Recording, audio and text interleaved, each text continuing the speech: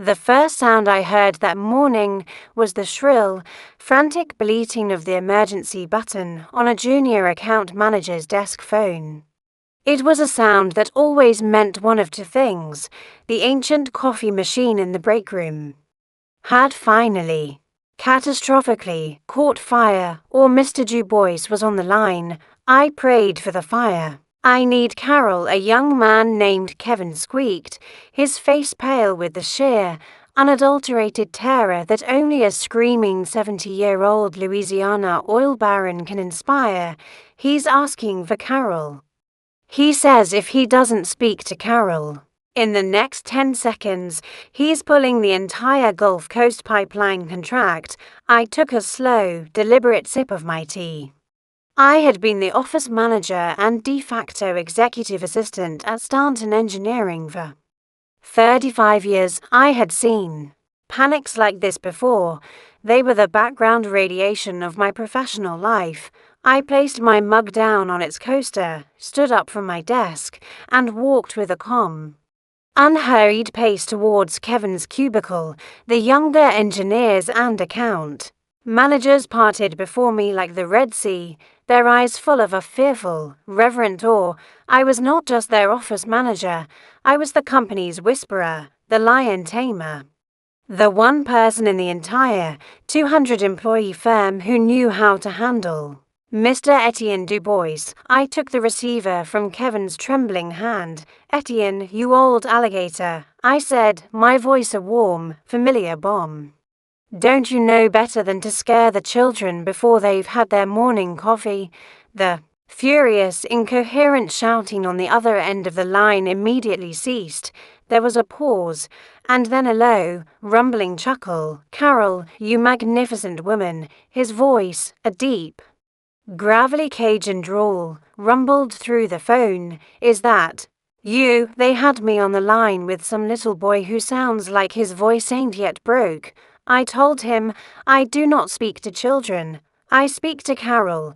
"Well, you've got me now, Etienne," I said, picking up a pen and a notepad. "What's the trouble? Don't tell me you're trying to change the alloy specifications on the riser flanges again." "Worse," he grumbled.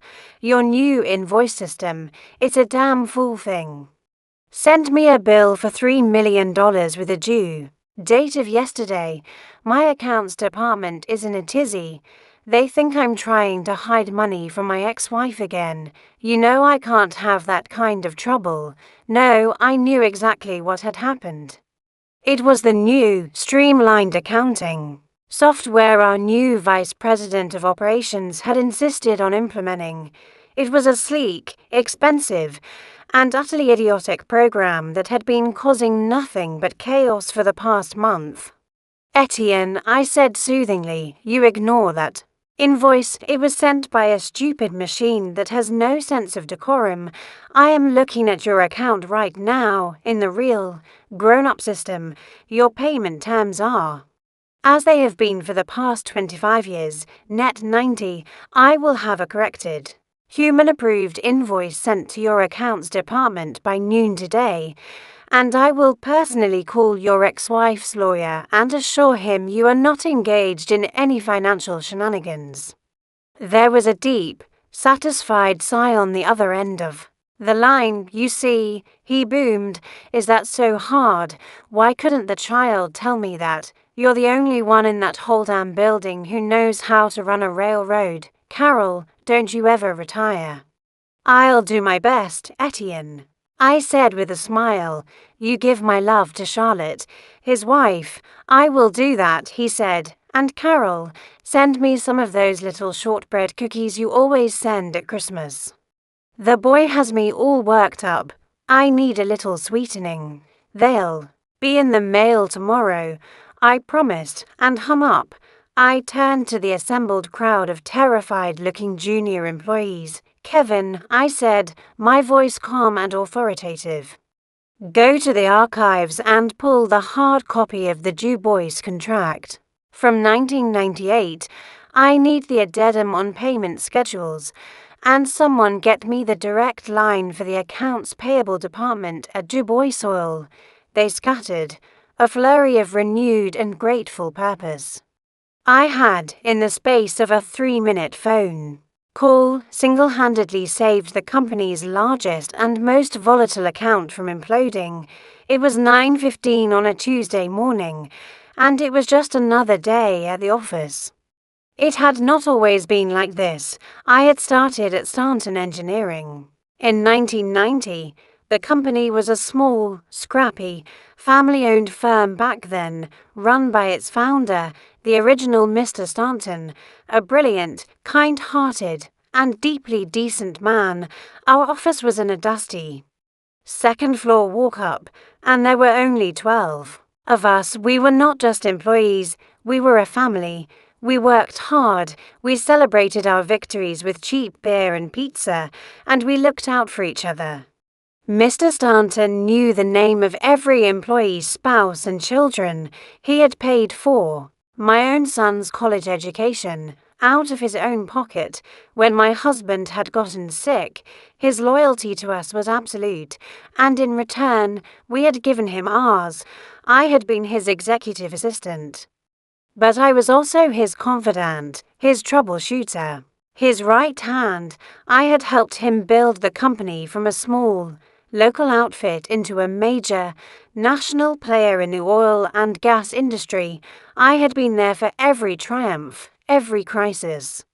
My own life was woven into the very fabric of the company's history. My institutional knowledge was not just an asset, it was the company's entire, unwritten, and deeply essential operating system. I was the only person left who knew why the Du Bois contract had a secret clause about shortbread cookies. The only one who knew the location of the geological survey maps from the disastrous 1997 offshore project. The only one who knew how to fix the ancient, temperamental plotter machine in the drafting department. I was the company's heart, its soul, its memory. But a company, like a person, can lose its soul. Mr. Stanton had retired 5 years ago, leaving the business to his son. A man who had inherited his father's name, but not his character, and 6 months ago, Stanton Jr. had brought in him Bryce Miller, the new VP of Operations, a 32-year-old with a freshly minted MBA from a school I couldn't pronounce, a wardrobe of aggressively slim-fit suits, and a pair of cold, dead, shark-like eyes. He was a streamliner, a synergizer, a man who spoke exclusively in the bloodless, inhuman jargon of modern corporate culture, and he had been hired to do one thing: trim the fat. To him, the old, family-like atmosphere of our company was not a strength, it was a liability, and the loyal, long-term, and well-paid employees like me, we were not the company's heart. We were a line item on a spreadsheet, and he was here to delete us. The changes had been swift and brutal. The first thing to go was the free coffee service, replaced by a soulless, credit card-operated vending machine. Then came the new, mandatory, employer monitoring software on all our computers. A digital spy that tracked our keystrokes and measured our productivity. The old, framed photos of the company's history, of our holiday parties and company picnics, were taken down from the walls, replaced by generic, motivational posters with words like innovation and disruption. He would walk through the office, a silent, menacing presence, his eyes scanning everything, his face a mask of cool, analytical disdain. He did not learn anyone's name. He referred to us as headcount.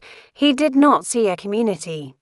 He saw a machine, and he was determined to make it more efficient, even if it meant ripping out all of its gears. My own interactions with him were minimal, and always deeply, profoundly insulting. He saw me not as the operational linchpin of the entire company, but as an aging, overpaid secretary. He would send me curt, one-line emails asking me to book his travel or to order lunch for his meetings. He was completely, blissfully, and arrogantly unaware of my true function, of my real value. He saw a woman in her 60s, a relic from a bygone era, and he had already marked me for deletion. I knew my days were numbered.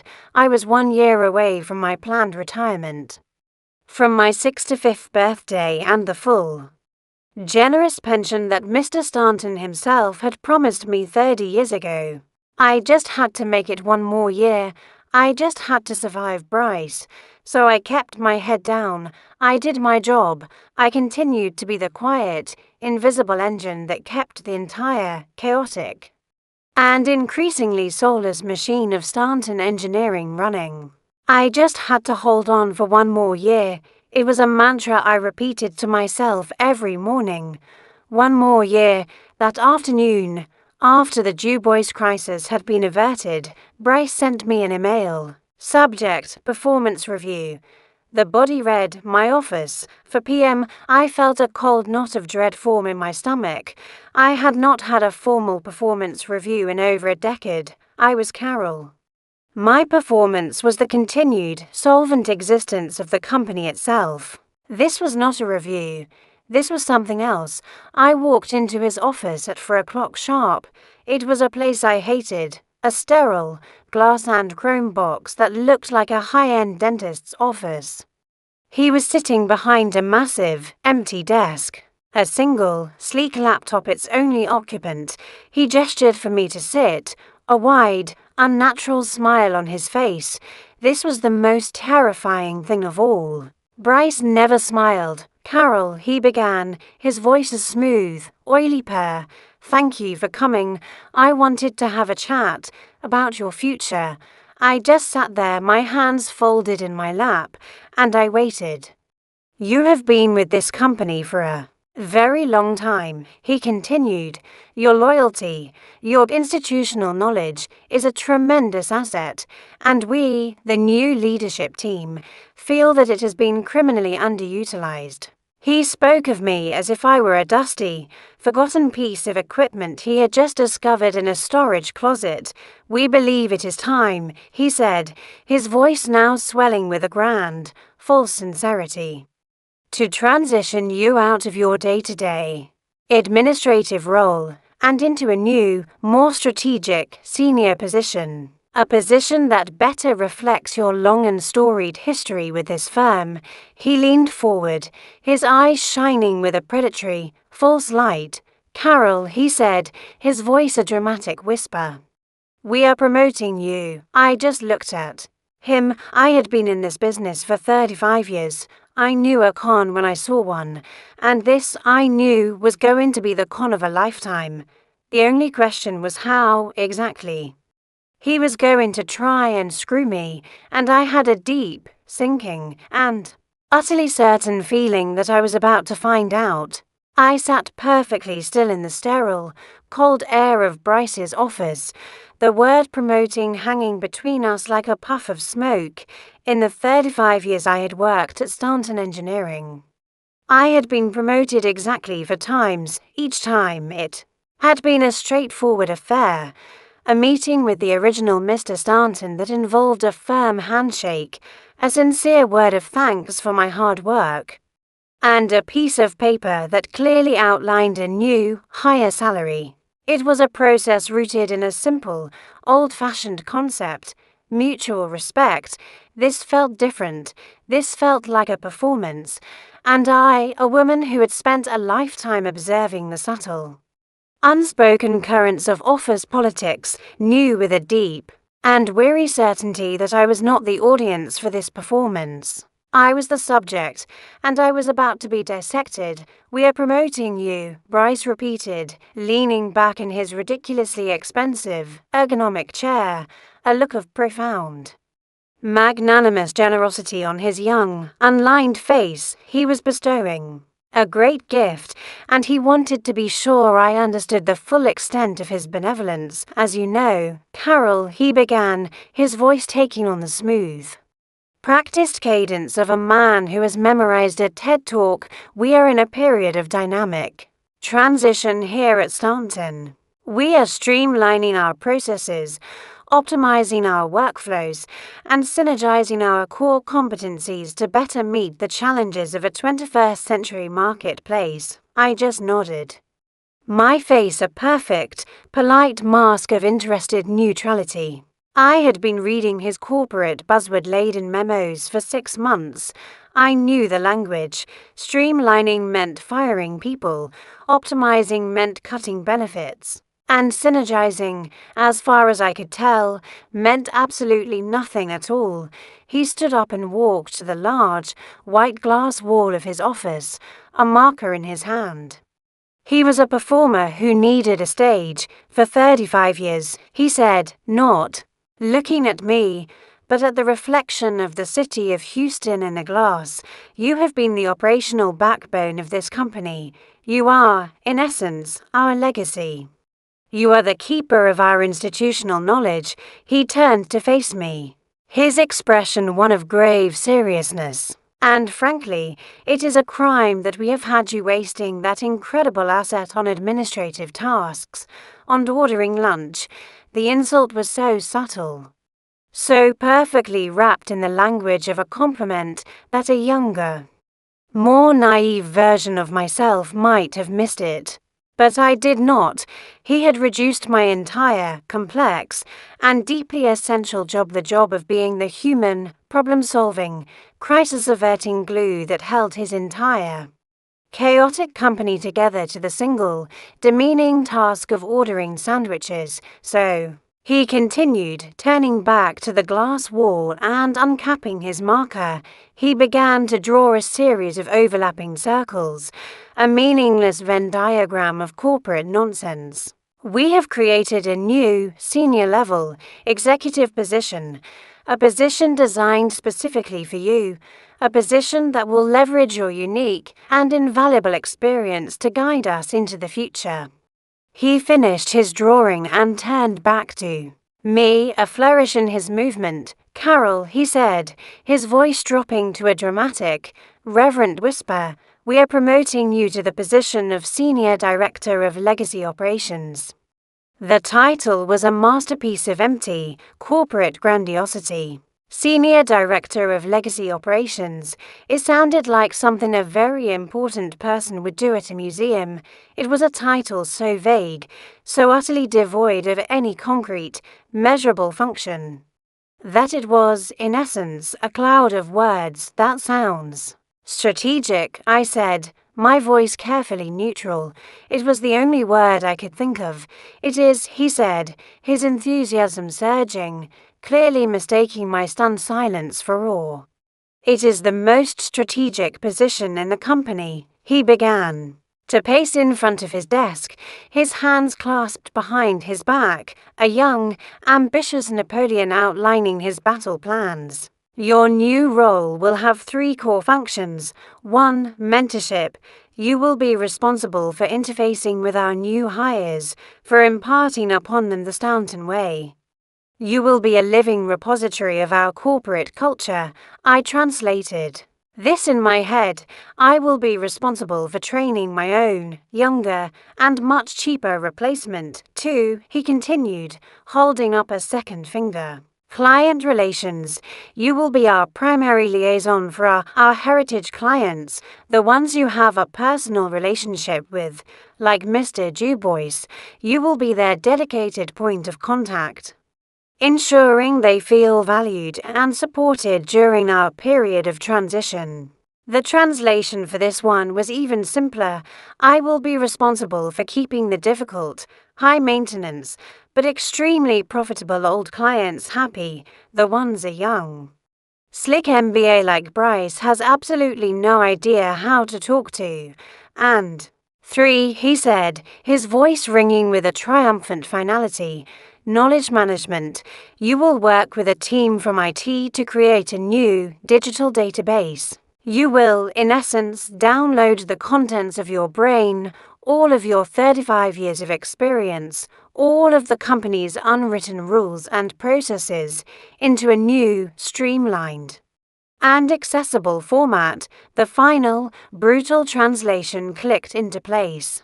I will be responsible for documenting every single one of my hard-won professional secrets, for creating a manual of my own indispensability, so that after they have gotten rid of me, the company can continue to benefit from my expertise for free forever. He finished his pacing and sat back down behind his desk, a look of deep, personal satisfaction on his face. He had just, in his mind, solved the Carol problem. He had just offered me a promotion that was, in reality, a meticulously designed, three-part plan for my own obsolescence. It was a quiet, corporate, and deeply, deeply insulting execution. I let a moment of silence pass. I had to admire the sheer, cold-blooded audacity of it all. It was a work of art, in its own sociopathic way. I see, I said, my voice still a perfect, calm, and professional monotone. It certainly is a comprehensive new role, Bryce. I do have a few questions. If you don't mind, of course, he said, leaning back, magnanimous in his victory. Ask away. Well, I began, adopting the thoughtful, detail-oriented tone of a senior manager reviewing a proposal. Regarding the mentorship aspect, what will be the formal structure for this? Will I be running seminars, or will it be a one-on-one process? And how will the efficacy of this knowledge transfer be measured? What are the key performance indicators? He just stared at me, a blank, slightly confused look on his face. He had not expected me to ask about key performance indicators. He had expected me to be a grateful, slightly weepy old woman. Well, that the structure will be organic, he finally stammered, falling back on his usual, meaningless jargon. We see it as a very fluid and synergistic process. I said again, making a small, imaginary note on the pad in my lap. And the new database for knowledge management. What is the budget for that project? And what is the timeline for completion? A project of that scale would require a significant allocation of resources, both in terms of manpower and server capacity. Bryce's smile was the most dangerous thing in the room. It was a weapon of pure, unadulterated, and deeply satisfied condescension. He had finished his long, elaborate, and entirely meaningless presentation on my glorious future as the senior director of legacy operations. He had drawn his circles on the glass wall. He had used the word synergy 7 times. And now he was leaning back in his chair, a young, triumphant predator who had successfully cornered what he believed to be an old, tired, and easily confused prey. He thought he had me. He thought the fancy, empty title was enough to distract me from the one single detail that truly mattered, the detail he had so artfully and so deliberately avoided for the entire meeting: the money. Let's get down to the details, he said, his voice a low, triumphant purr as he slid the sleek, leather-bound folder across the vast, empty expanse of his desk. I did not reach for it immediately. I let it sit there, a dark, ominous rectangle. On the polished, reflective surface, it was a physical manifestation of the insult that was to come, I knew, with the deep, bone-weary certainty of a woman who had spent 35 years observing the predatory nature of corporate politics. That the contents of that folder were not an offer. They were an execution order, and I was being asked to admire the calligraphy dot in that long, silent moment before I picked it up. My entire career at Stanton Engineering seemed to flash before my eyes, not in a chaotic, emotional rush, but in a slow, orderly, and deeply personal accounting. I thought of the young, 29-year-old woman I had been when I first walked through the doors of this company. A single mother with a mountain of debt and a fierce, desperate need to build a stable life for my son. I thought of the original Mr. Stanton, a man who had seemed not just a competent secretary, but a partner in building his dream. I thought of the endless, thankless, and deeply satisfying work The all-nighters spent preparing a $1 billion proposal, the delicate, diplomatic negotiations with angry clients, the quiet, invisible, and absolutely essential task of being the human, institutional memory of a company that was constantly changing, constantly growing, constantly forgetting its own history. I had given this company the best years of my life. I had been more loyal to it than I had been to my first 2 husbands. I had been the steady, reliable, and unmovable center of this chaotic world, and my value, I knew, was not something that could be quantified on a spreadsheet.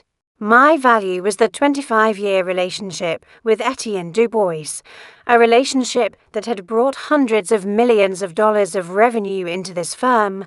My value was the arcane, encyclopedic knowledge of the company's own convoluted internal processes, a knowledge that saved them from their own bureaucratic incompetence on a weekly basis. My value was the trust, the respect, and the quiet, professional affection of the 200 employees who knew that if you had a real problem, you didn't go to the VPs, you came to Carol.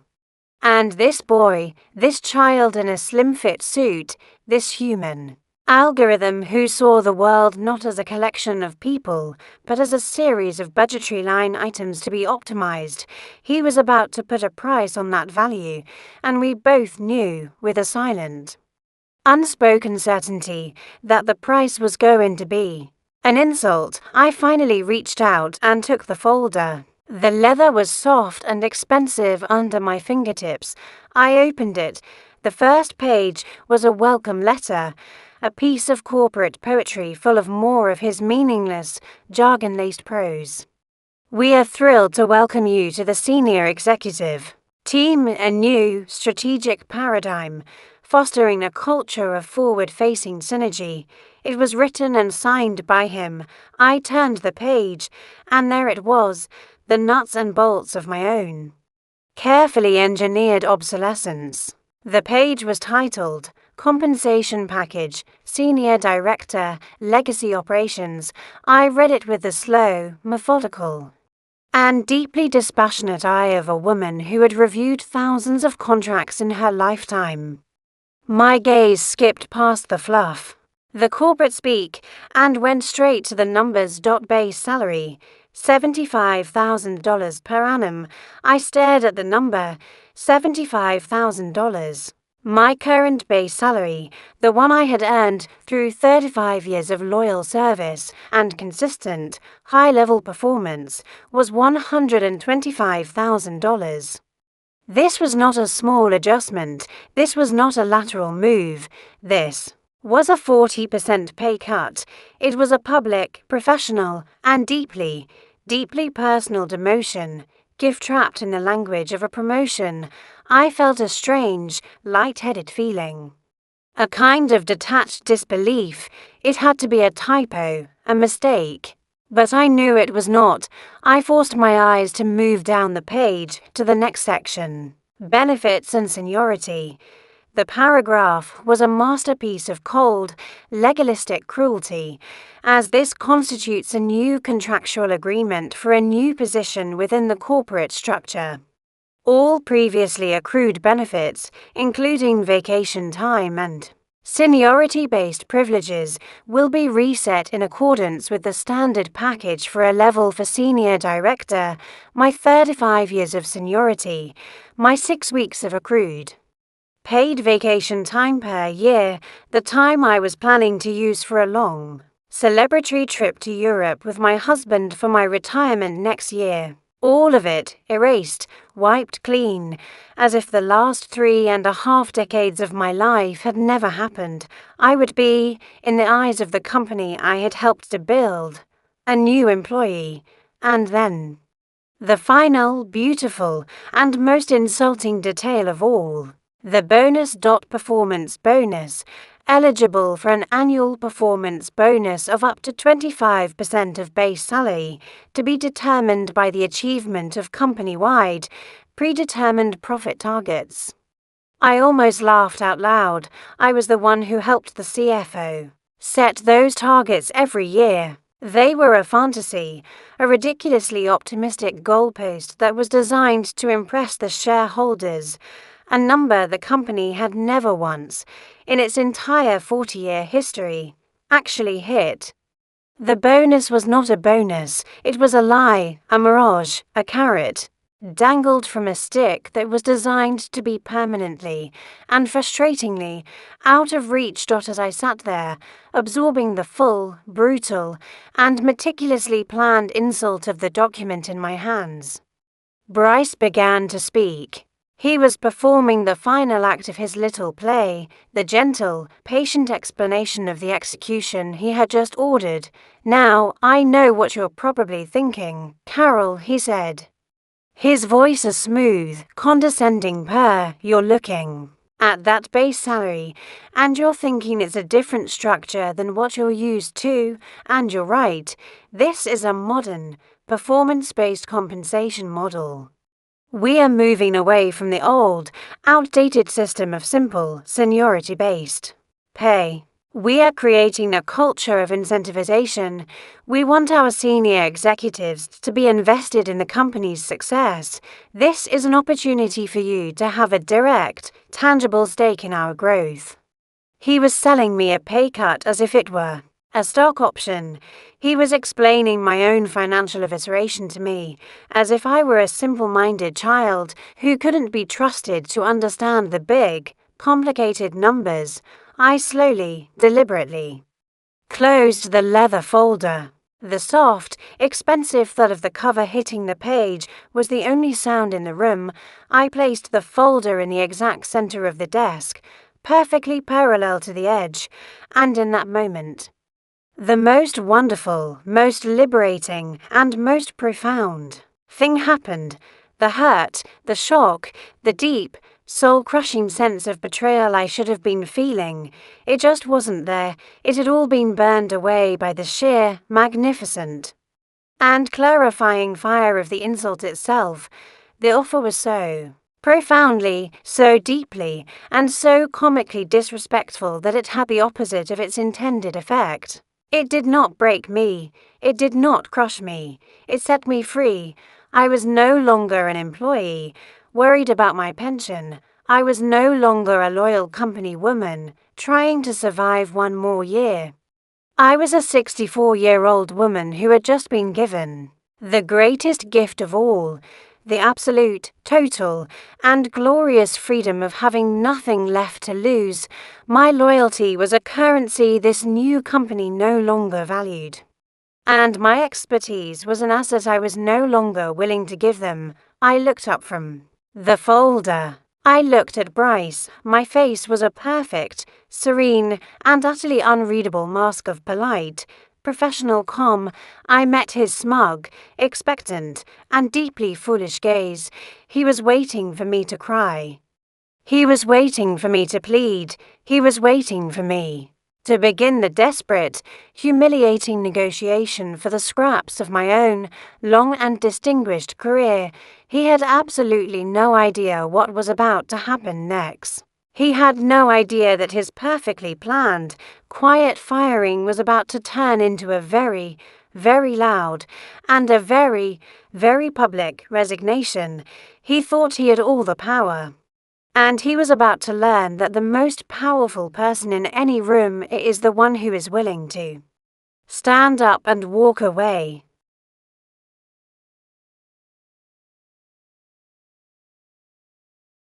I looked at the folder. The sleek, black leather was cool and smooth beneath my fingertips. It was an expensive, beautifully crafted object, a fitting coffin for a 35-year career. I looked up and met Bryce's gaze. His eyes were shining. His smile a tight, predatory thing. He was waiting. He was expecting a reaction. He was expecting the quiet, crumpled despair of an old woman who has just been informed that her life's work is, in the final accounting, worthless. He was expecting tears. He was expecting pleading. He was expecting me to begin the slow, humiliating, and ultimately fruitless process of negotiating the terms of my own surrender. What he did not expect, what his MBA and his ruthless, data-driven, and deeply unimaginative mind could not have possibly anticipated, was that I would agree with him. He had just presented me with a document that stated, in the cold, hard language of numbers, that my 35 years of loyalty, my encyclopedic knowledge, my very soul's investment in this company was worth 40% less than it had been the day before. He was right, and I was, in that moment, profoundly, deeply, and exhilaratingly grateful to him for clarifying the situation with such brutal, corporate precision. He had not just given me an insult, he had given me a gift. The gift of a perfectly justifiable exit. I closed the folder. The soft, expensive thud of the cover was a sound of absolute finality. I slid it back across the vast, polished expanse of his desk. "Thank you, Bryce," I said. My voice was a marvel. It was calm, it was clear, it was utterly, completely, and serenely devoid of any emotion at all. He blinked, his smug, expectant smile faltering for a fraction of a second. This was not the reaction he had prepared for. "Thank you," he repeated, a note of confusion in his voice. "Yes," I said, my hands resting calmly in my lap. "Thank you for so perfectly and so efficiently clarifying my value to this company under its new leadership." I let a small, polite, and completely insincere smile touch my lips. "I have to admit, the proposal is impressively bold. To offer a promotion that is, in fact, a 40% reduction in base salary, combined with a complete erasure of 35 years of accrued seniority and benefits, it's a truly innovative approach to employee retention." His face began to tighten, the first faint flush of red creeping up his neck. He was beginning to realize that he was not in a room with a weepy, hysterical old woman. He was in a room with me. "The performance bonus structure is particularly inspired," I continued, my voice still a pleasant, conversational murmur, "tying a senior executive's personal compensation to a company-wide profit target that you and I both know is a fictional number designed to impress shareholders is a masterstroke of corporate theater. It's the illusion of an incentive with absolutely zero risk of a payout. It's very, very clever." I leaned forward slightly, my smile never wavering. "This isn't a promotion, Bryce. Let's not insult each other by pretending it is. This is a constructive dismissal. It is a carefully engineered, deeply insulting, and profoundly ageist attempt to force a loyal, long-term, and highly paid employee into a voluntary resignation. It is, without a doubt, the most cowardly and pathetic management tactic I have ever had the displeasure of witnessing in my entire professional career." The color in his face was now a deep, mottled crimson. His mouth was opening and closing like a fish. He had been so focused on his own clever maneuver that he had never once considered the possibility that his target would be able to see it, to name it, and to throw it back in his face. "Now, Carol," he finally stammered, his voice losing its smooth, confident purr, "let's not be emotional. I assure you, Bryce," I said, my voice as cold and as hard as the steel skeleton of the buildings we designed. "I am not being emotional. I am being perfectly, wonderfully rational." I stood up, the movement slow, deliberate, and final. "I cannot accept this promotion." I paused. Letting the words hang in the air, I looked him directly in the eye, and then I delivered the two beautiful and deeply satisfying words that he had so desperately and so clumsily been trying to get me to say: "I resign." And then, because I wanted him to understand the full, catastrophic, and immediate consequences of his own stupid actions, I added to more. Effective immediately, I turned and walked towards the door of his glass-walled office. The Entire open-plan studio, which had been a low hum of activity, was now dead silent. Every single one of my colleagues, from the fresh-faced interns to the grizzled, veteran engineers, had been watching the silent, glass-walled pantomime of my execution. And now they were watching my resurrection. Wait, Bryce's voice was a panic squawk. He scrambled out from behind his desk. Carol, wait, we can discuss the numbers. Let's not be hasty. I paused at his door, my hand on the handle. I did not turn to look at him. I just spoke to the room at large. There is nothing left to discuss, I said, my voice ringing with a calm, clear finality, and then I walked out of his office. I walked the 20 yards from his door to my own desk, the desk that had been my second home for 35 years. It was the longest, proudest, and most powerful walk of my life. I could feel every eye in the room on me. I could feel their shock, their fear, and from the older ones, the ones who had also been feeling the cold, chilling wind of Bryce's new regime, I could feel a silent, rising wave of pure, unadulterated, and vicarious joy. I reached my desk. I did not log into my computer. I did not make a single phone call. I simply, and with a great sense of ceremony, unplugged the small, potted orchid that had sat on my desk for a decade.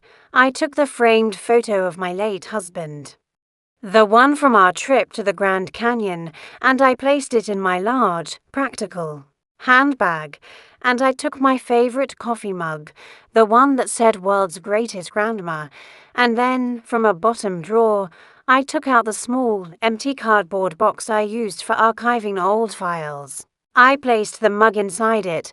I looked at the small, pathetic collection of my life's work at this company, a plant, a photo, and a mug, and I realized, with a sudden, shocking clarity, that it was all I needed. Carol, a tentative voice, said it was my friend, Linda, the head of the accounting department, a woman I had started with on the very same day, 35 years ago.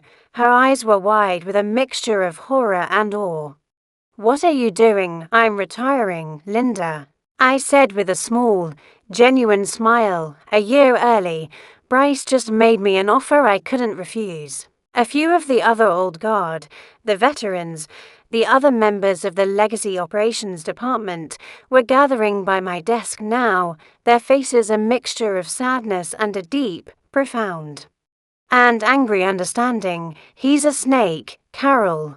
One of them, an old engineer named Frank, grumbled.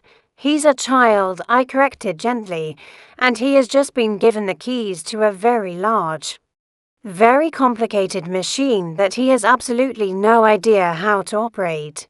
I wish you all the very best of luck. I picked up my small, almost empty box. I looked around at the office, at the faces of the people who had been my family for more than half my life, and I felt not a flicker of sadness, only a profound and exhilarating sense of release. I walked towards the main doors. The entire office was silent, watching me as I passed Bryce, who was standing, frozen and impotent, in the doorway of his office. I paused. I looked at him, and I gave him a small, sweet, and completely insincere smile. Good luck with the Du Bois account, I said. Then I walked out of the office of Stanton Engineering for the last time. I did not look back. The elevator ride down the 40 floors was a slow, deliberate, and deeply satisfying descent. When the doors opened, I walked across the vast, marble lobby of the skyscraper, my head held high. I pushed through the revolving doors and out into the bright, humid, and gloriously indifferent chaos of a Houston afternoon. I stood on the pavement, my small box in my arms, and I felt the sun on my face. I was 64 years old. I was, for the first time since I was a teenager, officially and completely unemployed. I had just walked away from my job, my security, and my pension, and I had never, in my entire, long and well-ordered life felt so powerful, so free, and so utterly, completely and wonderfully alive. I walked out of that skyscraper and into the thick, humid embrace of a Houston afternoon, my small box of personal effects held in my arms like a strange, pathetic trophy. I did not look back. I did not feel a single, sentimental pang for the building I had, for all intents and purposes, called home for 35 years. The woman who walked out of that building was not the same one who had walked in that morning. The woman who had walked in was a loyal, long-suffering, and deeply undervalued employee, counting down the days to her retirement. The woman who walked out was retired, and she was free. I got in my car, placed my box of memories on the passenger seat, and I did something I had not done on a Tuesday afternoon in 35 years. I drove home. The sense of profound and slightly terrifying liberation was a heady, intoxicating thing. I had no meetings. I had no deadlines. I had no crises to avert. The complex, chaotic, and deeply dysfunctional machine of Stanton Engineering would, for the first time since 1990, have to run without its primary and largely invisible operator. I was curious to see how long it would take for the entire thing to seize up and die. That evening, I did another thing I had not done in a very long time. I poured myself a glass of a very good and a very expensive Scotch, a bottle my late husband and I had been saving for a special occasion, and I made a decision. My retirement had come a year early. I was not going to spend it sitting in my quiet, suburban Houston home, waiting for the grass to grow. I went online, and I booked a one-way ticket to Sarasota, Florida, for the following morning. I had friends there, a place to stay. I had always dreamed of retiring to the beach, of spending my final, golden years with my toes in the sand and a book in my lap. I had just been given the gift of an extra year of that dream, and I was going to take it. As I booked the flight, a slow, quiet, and deeply satisfied smile spread across my face. I was not just resigning, I was escaping the first report from the front lines of the war I had inadvertently declared came the next day. As I was sitting in the airport lounge, waiting for my flight, my phone buzzed. It was Linda, my friend from the accounting department. "Carol," she whispered, her voice a low, conspiratorial hiss. "Are you really gone?" As of yesterday at 4:02 p.m., I said, a smile in my voice. "I'm at the airport right now, headed for a beach." "Oh, my God, Carol, good for you," she breathed, and I could hear the genuine, heartfelt admiration in her voice. "But you have no idea. It is a complete and total madhouse here. Absolute chaos." I settled back in my chair. "Do tell, first of all," she began, her voice a cascade of delicious, bureaucratic carnage. "Nobody can get into the payroll system. The password was reset last month for a security audit. You were the only one who had the new one. Bryce has been screaming at the IT department for an hour, but they have to go through a whole corporate reset protocol that takes 48 hours. Payday is on Friday. Nobody is getting paid on time." I took a small, delicate sip of my overpriced airport coffee. "And that's not all," she continued, her voice dropping even lower. "The caterer for the big investor meeting on Thursday, you always handled that. Bryce gave the job to his new assistant, that 22-year-old kid who doesn't know a thing. He ordered from the wrong place, instead of the nice, catered lunch everyone was expecting. A guy from a pizza joint just showed up with 20 pepperoni pizzas. The investors were not impressed. And the coffee machine, I asked, a small, petty question that I couldn't resist. "It's broken." "Of course," she said with a bitter laugh. "And nobody, not a single person in this entire building, knows the name of the man who fixes it. The office is in a state of uncaffeinated, underpaid, and deeply chaotic despair. Bryce is walking around like a chicken with its head cut off. He had no idea what you actually did all day. None of them did. Well, I said, as the boarding call for my flight was announced. They're about to find out. You take care, Linda. You too, Carol, she said. You enjoy that beach. You've earned it. For the next week, I was in paradise. I sat on a white sand beach. I read 3 novels. And I did not think once about Stanton engineering. The reports, however, continued to trickle in, small, satisfying updates from my network of loyal, old guard friends who were still trapped behind enemy lines.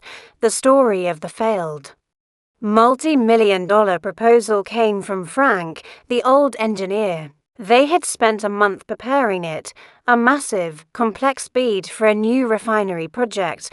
I had been the one managing the final submission process, a ridiculously arcane, multi-step digital ordeal that had to be completed on the client's proprietary and deeply user-friendly online portal. It was a bloodbath. Carol, he'd told me over the phone, his voice a low, sad grumble. Bryce tried to do it himself. He was in the conference room all night, yelling at his laptop. He missed the final deadline. By 4 minutes we lost.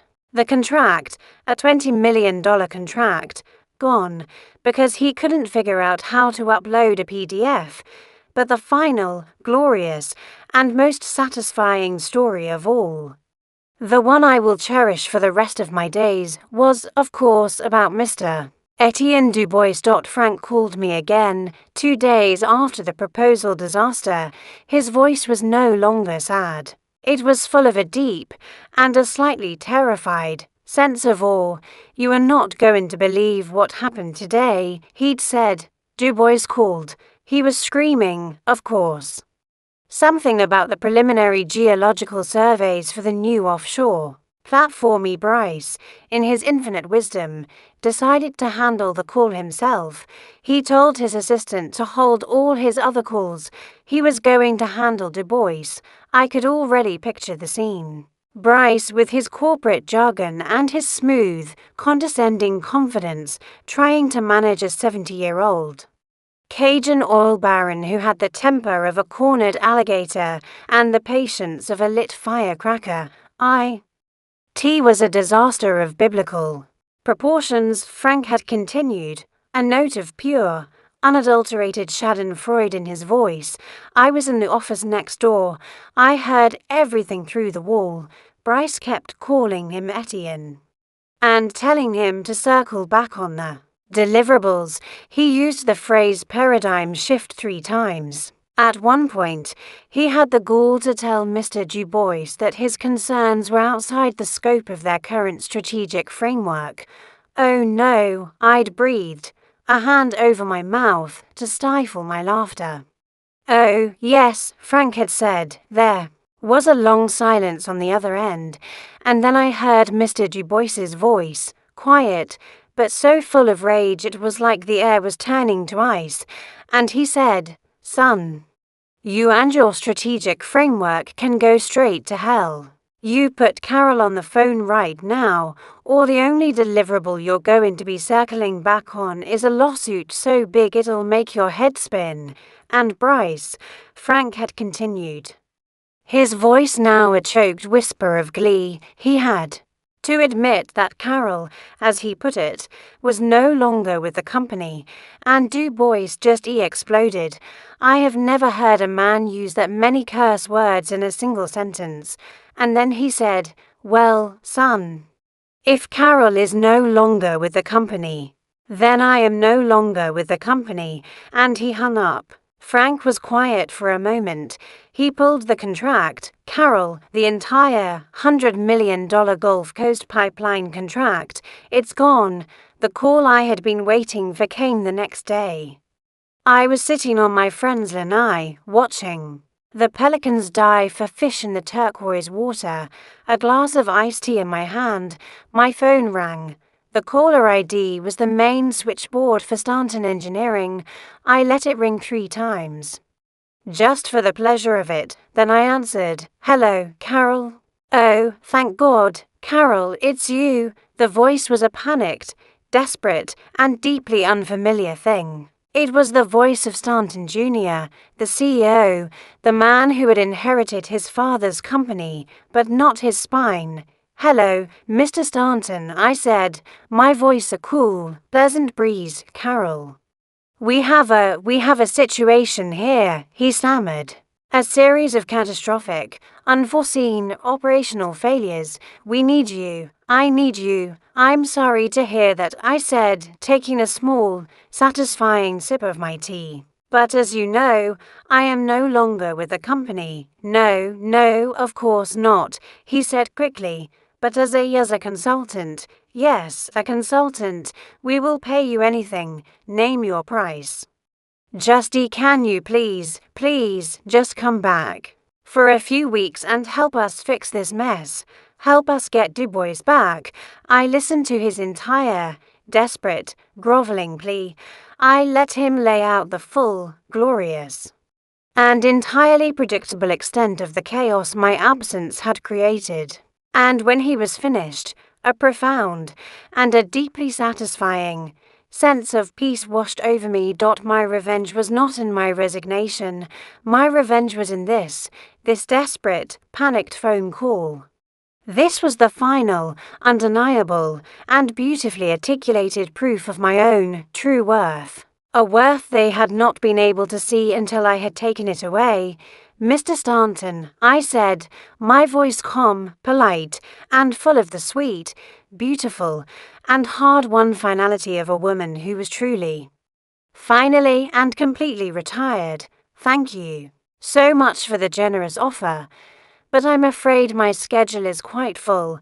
I looked out at the glittering, sun-drenched expanse of the Gulf of Mexico. "I'm on a permanent vacation now." I ended the call. I did not block his number. I simply, and with a great sense of ceremony, deleted the entire contact, Stanton Engineering.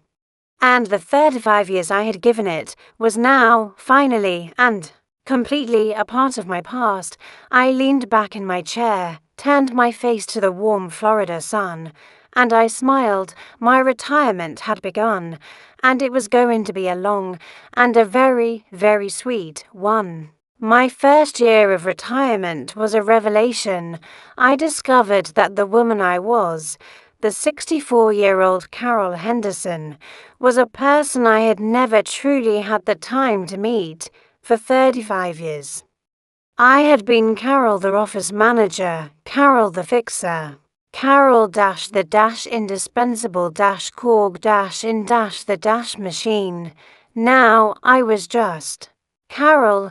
I discovered that I had a talent for watercolor painting, a surprisingly fierce competitive streak on the pickleball court, and a deep and abiding love for doing absolutely, gloriously nothing at all. I would sit on the lanai of my small, rented condo in Sarasota, a book in my lap and my feet propped up, and I would watch the egrets hunt for fish in the lagoon. The frantic, high-stakes, and deeply stressful world of Stanton Engineering felt like it belonged to another person, in another lifetime. The updates from my old life came in sporadic, almost comical dispatches from my network of friends who were still trapped in the slowly sinking ship. Linda, my friend from accounting, would call me every few weeks, her voice a hushed, conspiratorial whisper, as if Bryce might have bugged the phone lines. She painted a picture of a company in a state of terminal decline. Their best engineers, the ones who had been loyal to the original Mr. Stanton, were leaving in droves, taking their expertise and their clients with them. The loss of the Du Bois account had been a catastrophic, unrecoverable blow to both their revenue and their reputation in the industry. Bryce, the boy genius who had been brought in to trim the fat, had ended up amputating the limbs. He had, apparently, tried to replace me with two energetic and deeply incompetent 20-somethings with business degrees.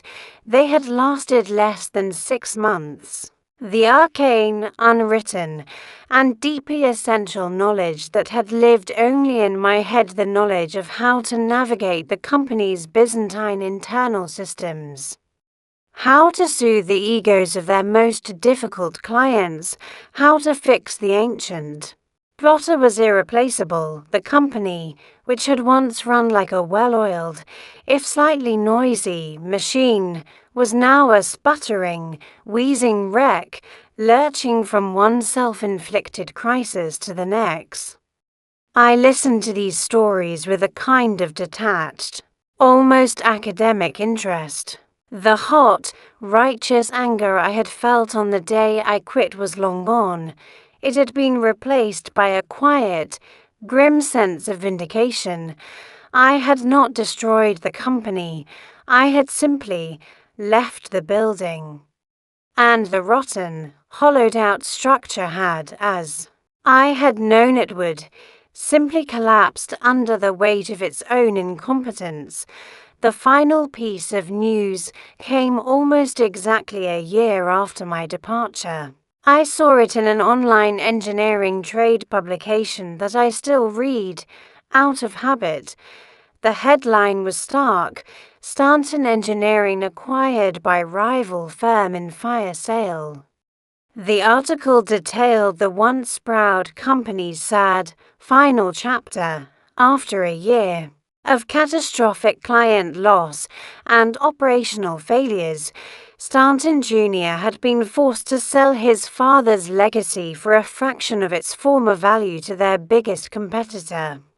The article cited a series of disastrous leadership decisions by the former VP of Operations, Bryce Miller, as the primary catalyst for the company's rapid decline. Bryce Miller, the article noted, had been summarily fired by the new parent company. His meteoric rise had ended in a spectacular, career-ending flameout. He was now a cautionary tale, a punchline in the Houston engineering community. I read the article, and I felt a quiet, somber sense of closure. The story was over. The ledger was balanced. I closed my laptop, took a sip of my iced tea, and went back to my book. A week later, a package arrived. It was a thick, heavy, overnight delivery envelope. The return address was a law firm in Houston I didn't recognize. I opened it with a sense of detached curiosity. Inside was a long, handwritten letter on a heavy, cream-colored stationery that I recognized instantly. It was the personal stationery of the original Mr. Stanton. My hands were trembling slightly as I began to read. His handwriting, which had once been so firm and decisive, was now the shaky, spidery scrawl of a very old man. My dearest Carol, it began, I am writing this letter through my lawyer, as my own son. I am ashamed to say, no longer has the courage to speak to me directly. He informed me, through his own counsel, of the sale of my company last week, and in the course of my own sad due diligence, I have finally learned the true and complete story of how it all came to pass. I have learned what they did to you. And I am writing to you today to offer the most profound and the most inadequate apology of my entire life. I built Stanton Engineering on a simple principle: loyalty. We were a family, and you, Carol, were its heart. You were more than my assistant. You were my partner. You were the keeper of our history, the guardian of our integrity. The company I built would have been nothing without you. To hear that my own son and the arrogant, foolish boy he hired had treated your 35 years of loyalty and brilliance as a liability to be discarded. It is the greatest failure and the deepest shame of my life. The company I sold last week was not my company. It was a hollowed out, soulless thing, a corporation that had forgotten the simple, human values upon which it was built. What they did to you, that insulting, demeaning, and deeply cruel offer, was an act of profound betrayal, not just to you, but to me and to the memory of everything we built together. Your resignation, I have learned, was not an act of surrender. It was an act of profound and admirable integrity. You were the last vestige of the old guard, the last person in that building who remembered that a company's true value is not in its profit margins, but in its people. And when they proved to you that they no longer shared those values, you did the only honorable thing you could do. You left. I had to stop reading, my eyes blurred with tears. The validation, the recognition from the one person in that entire company whose opinion had ever truly mattered to me was a wave of pure, cleansing grace. I know that an apology is just words. The letter continued, and you, a pragmatist, have always been a woman of action. A company pays its debts, Carol. That is the first rule of good business. And my company's greatest and most shamefully neglected debt was to you. Please accept the contents of this envelope. It is not a gift. It is not a severance. It is a debt, long overdue. It is your final year's salary. It is the full, vested, and legally binding pension you were owed, and it is a small, extra token of my own, personal and profound gratitude. You were the best of us, Carol, and I am so sorry. Go and live a long, happy, and beautiful retirement. You have earned it more than anyone I have ever known. With the deepest respect and affection, Arthur Stanton. I put the letter down, my hands shaking. Tucked inside the main envelope was another, smaller one. I opened it. Inside was a cashier's check. The number written on it made me gasp. It was more money than I had ever seen in my life. I sat there on my lanai, the warm Florida sun on my face, the sound of the gentle waves in the distance, and I cried. Not tears of sadness, not tears of anger, but tears of a deep, profound, and finally, completely settled peace. My revenge had been my absence, but my victory was this. This act of recognition, this final, beautiful, and deeply honorable balancing of the ledger. I picked up my phone. I went to the airline's website. I looked up flights to Paris. My husband and I had always dreamed of taking a long, luxurious trip through Europe, a trip we had never been able to afford. I looked at the check, at the letter from the old man, who had been my first and my best boss. My loyalty had not been misplaced. After all, it had just been waiting patiently for the right person to finally and honorably repay it. I booked 2 first-class, non-refundable tickets. My retirement, my real retirement, had just begun.